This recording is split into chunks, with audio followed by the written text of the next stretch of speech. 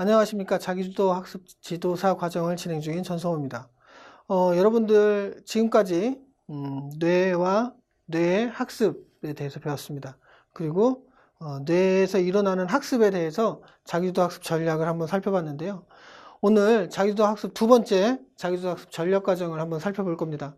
어떤 식으로 자기주도 학습이 진행이 되는지 한번 살펴보도록 하겠습니다. 일단 자기주도 학습 전략 과정 두 번째인데요. 우리가 알고 있는 만화의 한 컷입니다. 한번 보도록 할게요. 알겠냐? 공부는 합리성과 효율이 돼요. 뇌와 몸의 메커니즘을 모두 활용한 과학적인 트레이닝이다 라고 이야기를 하는 거죠. 그래서 뇌와 몸을 어떻게 쓰느냐에 따라서 우리는 조금 더 학습을 더 수월하게 할 수 있다 라고 하는 겁니다. 그래서 합리성과 효율이라고 하는 거죠. 그러면 오늘 살펴볼 내용은 이렇습니다. 학습의 3단계를 살펴볼 건데요. 그 학습의 3단계 중에 이제 어떤 식으로 진행이 되느냐라고 하는 거예요. 혹시 여러분들 공신들이 활용하는 공부 방법을 아십니까? 공신들이라고 하면 우리가 알고 있는 뭐 다양한 친구들이 있잖아요. 그 친구들이 활용하는 공부 방법. 이거 알면 게임 끝이죠. 그죠? 어떤 방법이 있을까요? 한번 살펴보죠. 공부할 때 어떻게 한다? 뭐 이렇게 한다? 저렇게 한다?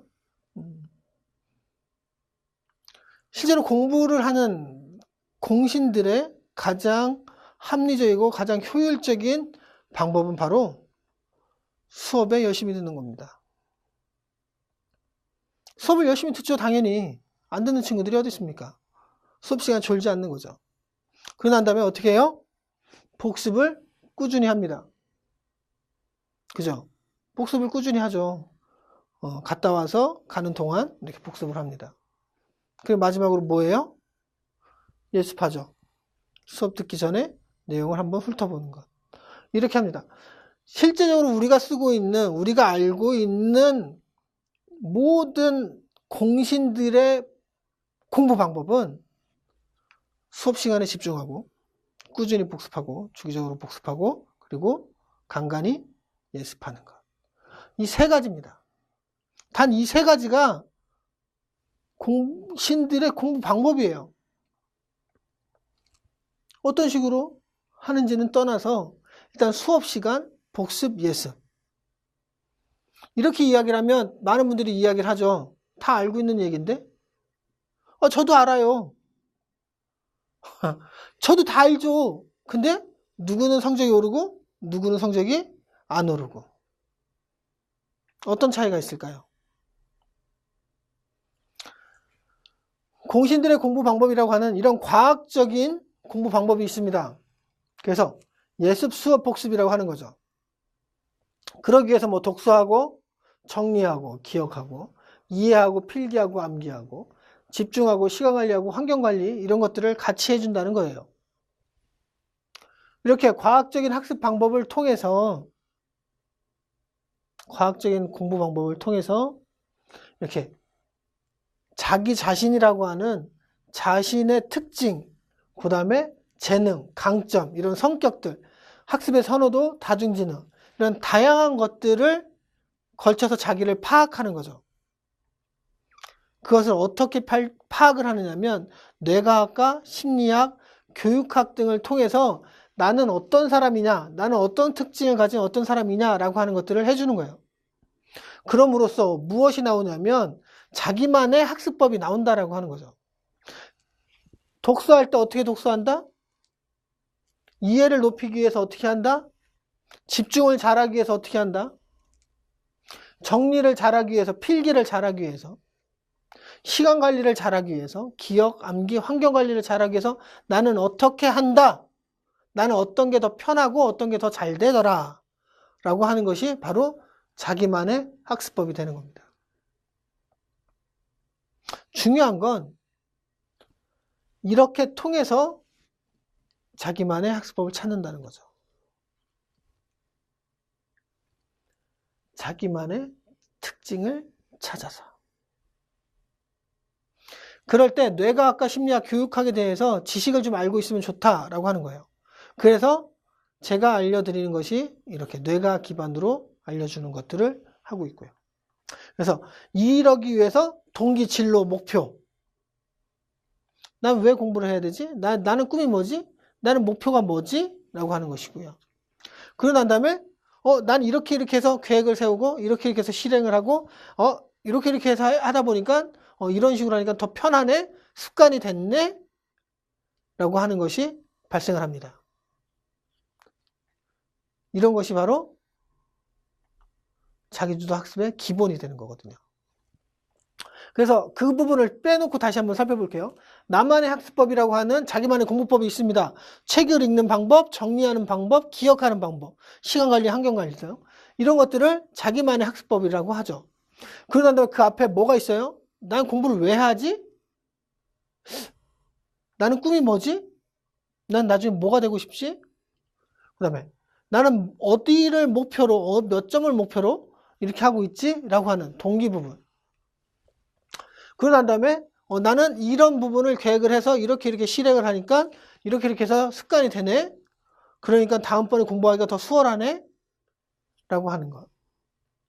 이런 것들이 바로 자기주도 학습의 기본 원리가 되는 거예요.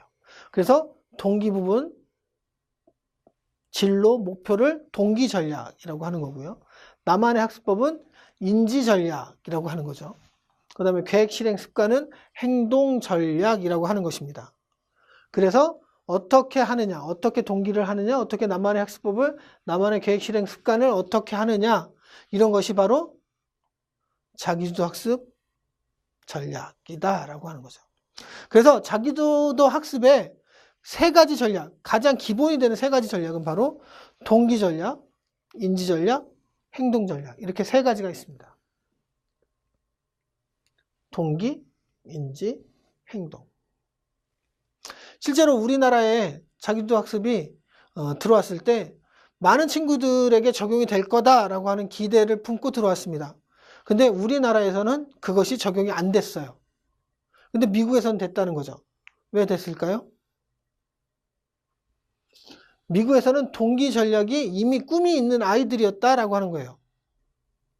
그리고 인지 전략, 초인지 전략도 이제 인지 전략 안에 들어가는데 자기가 공부하는 자기만의 공부 스타일이 있었다는 거죠.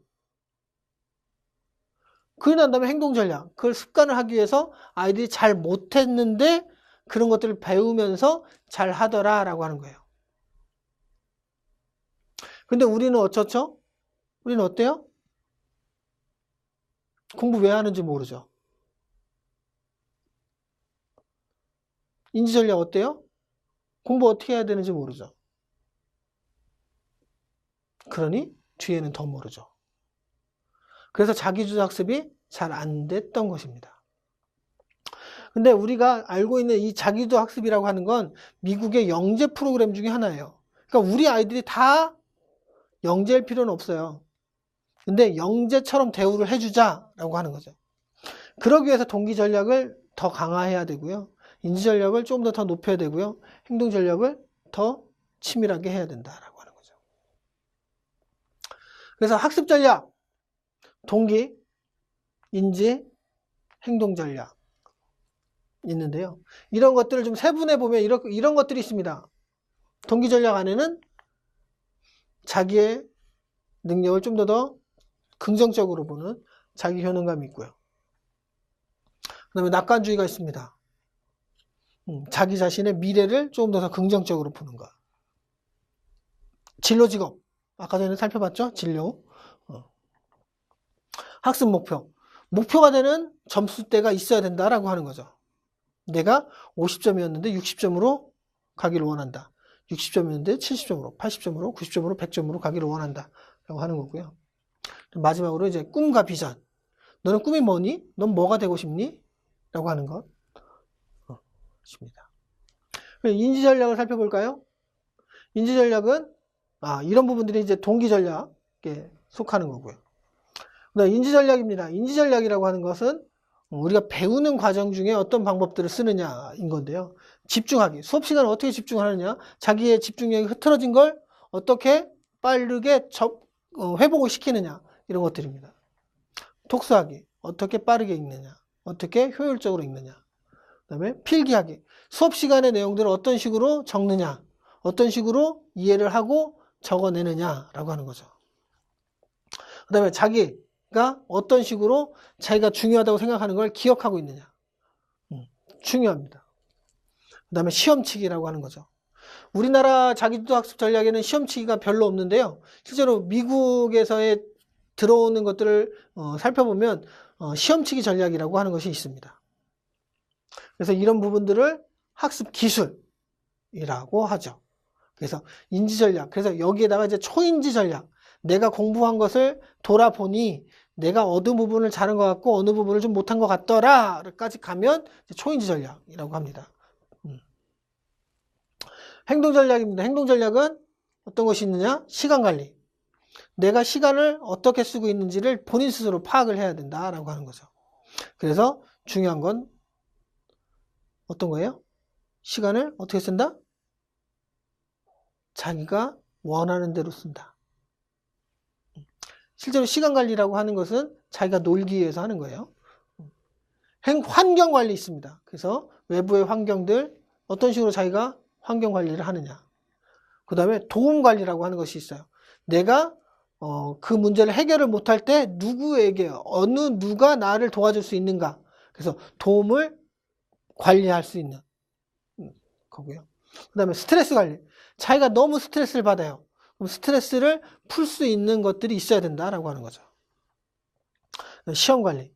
시험 치기와는 좀 다른데요. 시험 관리라고 하는 건 시험 전 후를 이야기를 합니다. 시험 치기는 시험 보는 그 가운데를 이야기를 한다면 시험 관리라고 하는 건 시험 보기 전, 그 다음에 시험 본 후, 시간 관리의 일부분이 되는 거예요. 그러니까 단기 프로젝트 같은 느낌이에요.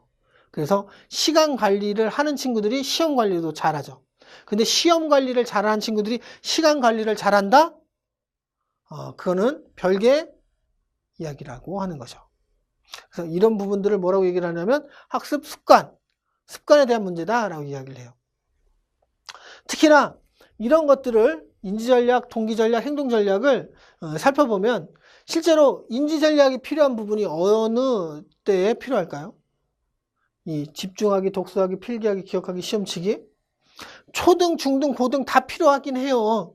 근데 가장 이 부분이 필요한 친구들이 어디냐면 초등학교 아이들입니다. 그래서 초등학교 아이들 같은 경우는 자기도 학습에 대해서 강의가 들어오면 집중하기, 독서하기, 필기하기, 기억하기, 시험치기를 가르쳐도 된다라고 하는 거죠. 실제로는 세 가지가 초, 중, 고가 다 필요한데 제일로 필요로 하는 친구들이 초등학교 아이들이다 라고 하는 거고요. 그 다음에 동기전략 어느 친구들이 필요할까요? 제가 아까 전에 이야기를 그 전에 이야기를 했죠. 중학교 아이들 가지치기 당한다. 그래서 학습에 대해서 잘 못하게 된다 라는 이야기를 했었는데 그 친구들은 자기 동기 전략이 굉장히 중요합니다.